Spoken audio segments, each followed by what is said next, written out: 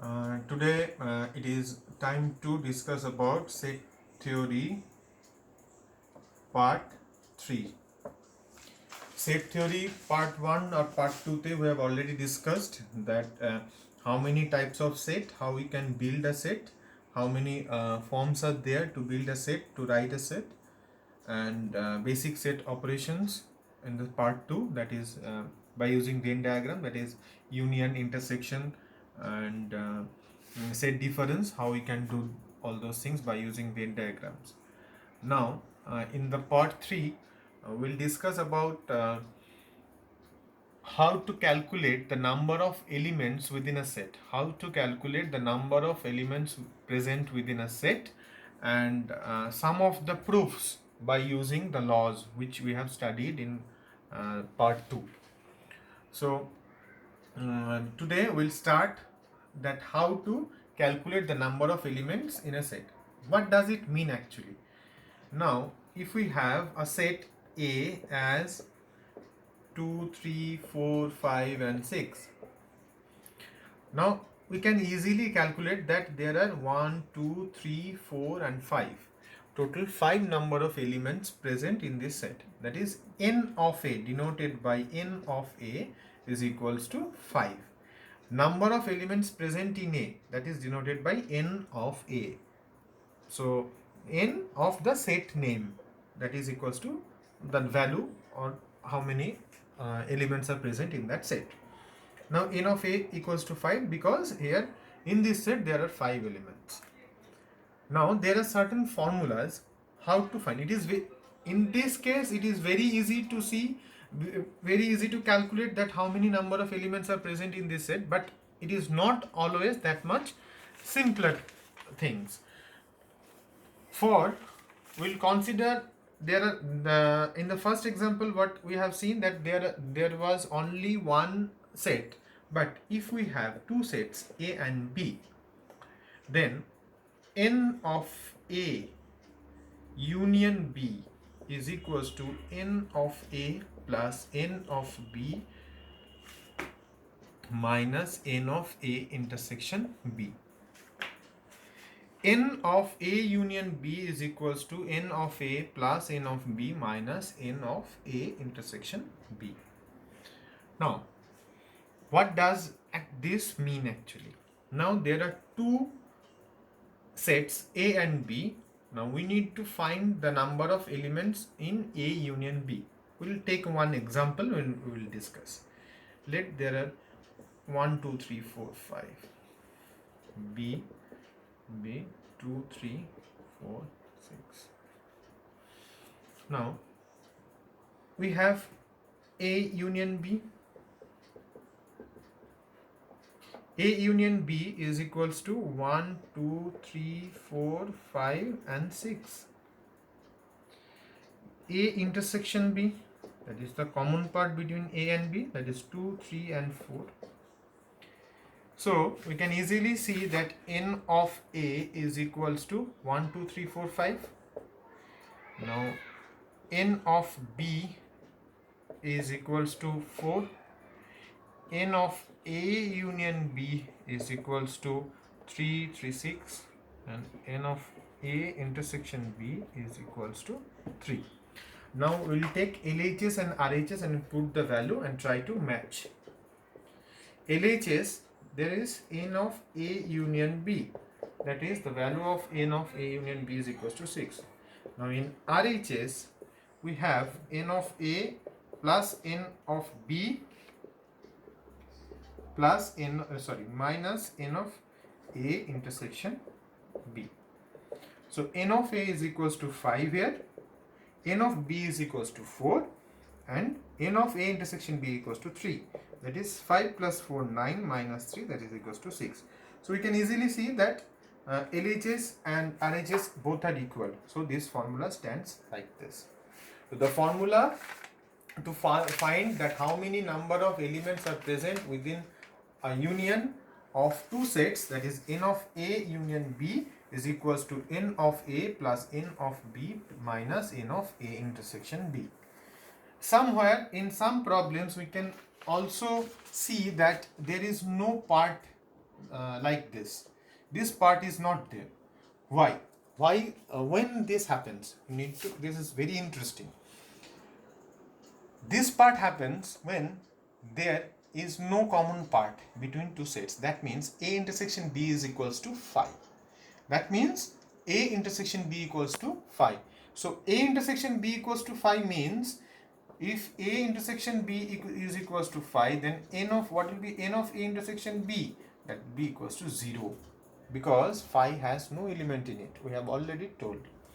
So whenever there is no intersection between two sets, then n of A union B, that means A and B both are independent events. There is no dependency on them.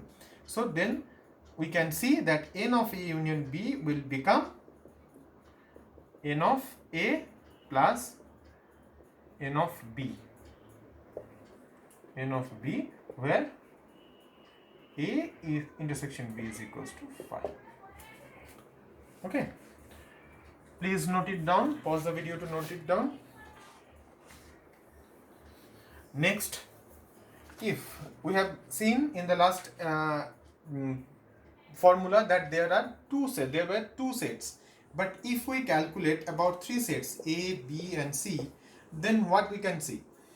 That n of A union B union C is equals to n of A plus n of B plus n of C minus n of A intersection B minus n of B intersection C minus n of C intersection A. This is the formula for three sets, and plus n of A intersection B intersection C. This is the formula.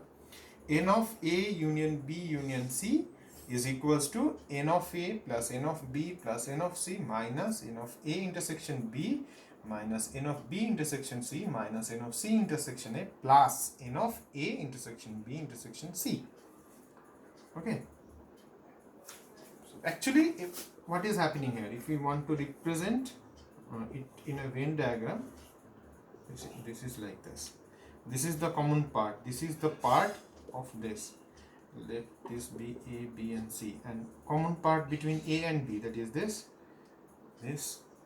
B and C, this is this, B and C and A, that is this, and n of A, that is individual A, n of B, individual B, n of C, individual C. Okay. So this formula will also play a vital role in case of problem solving, which we are going to see in the next part. Now, some of the proofs by using the theorems we'll do today. Now, first let us start with this one. Now, we need to prove that A minus B equals to B complement minus A complement. We need to prove this. So how to do this? We'll take LHS.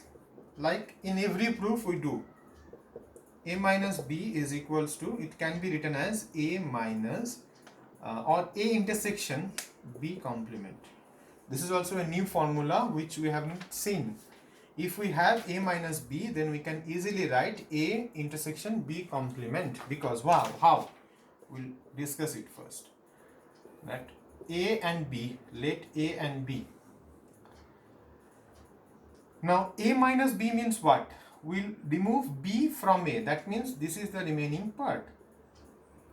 Now what is A intersection B complement? B, what is B complement? That means whatever the things which are present in B that is not present in B complement, that means the whole thing. And the intersection with A, that means this part only. Just think and you can find the answer by your own. Okay. Now you have to remember that A minus B can be written as A intersection B complement. Now, what to do now? Now we can write it like this also. B complement intersection A. B complement intersection A. So this is commutative law. This is commutative law.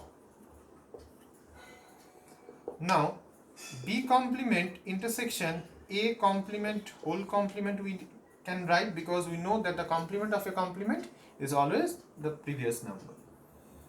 So this is the complement law.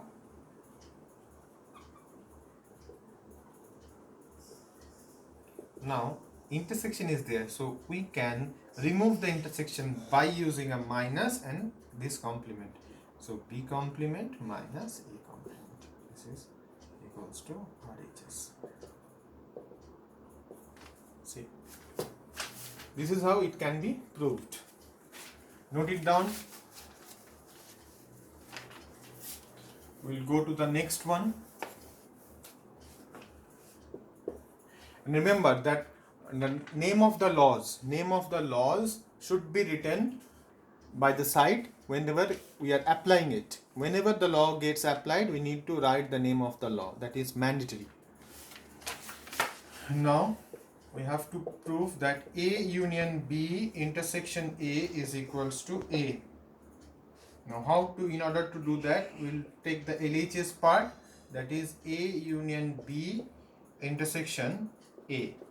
So we can write A union B intersection A union phi, because we know that by the identity law that A union phi is always A. It is identity law.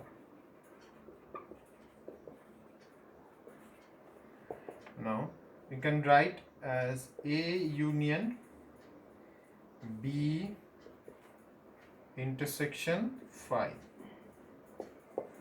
that is distributive law.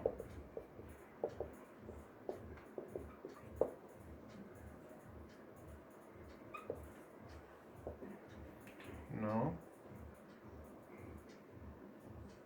B intersection phi is equals to phi, so A union phi, that is identity law again. Now A union phi is equals to A, that is again the identity law. So that is equals to RHS.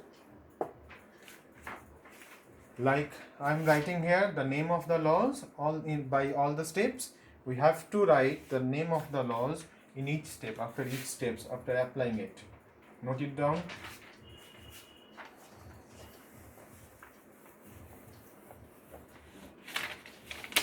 Now we'll go for the next one. That is the last one.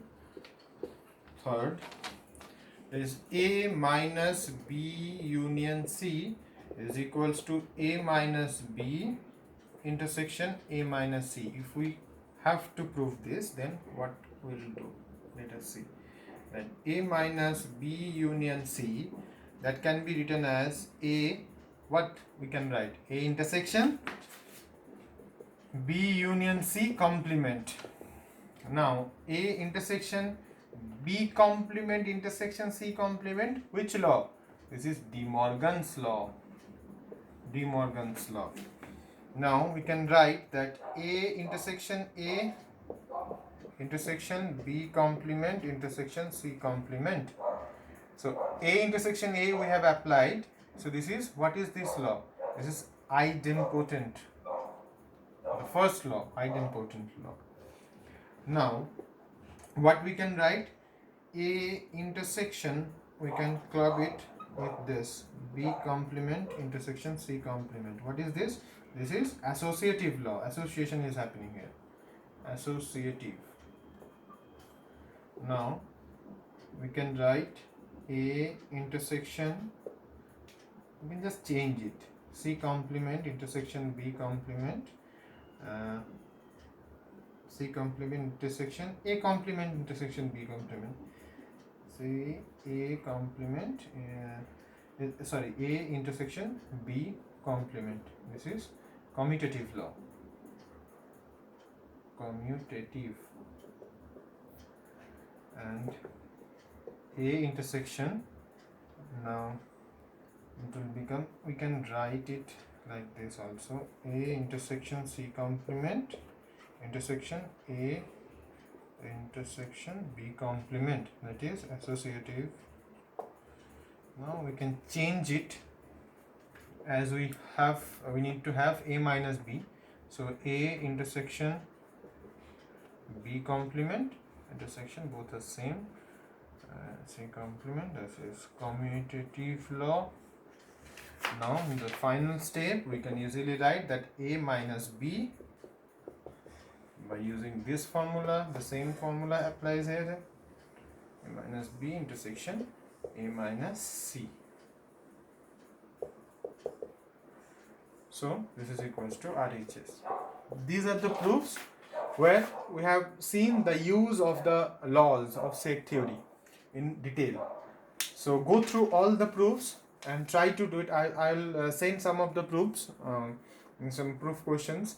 Just try to understand the laws and try to solve the problem by using the laws. We'll meet again in set theory part 4. Thank you.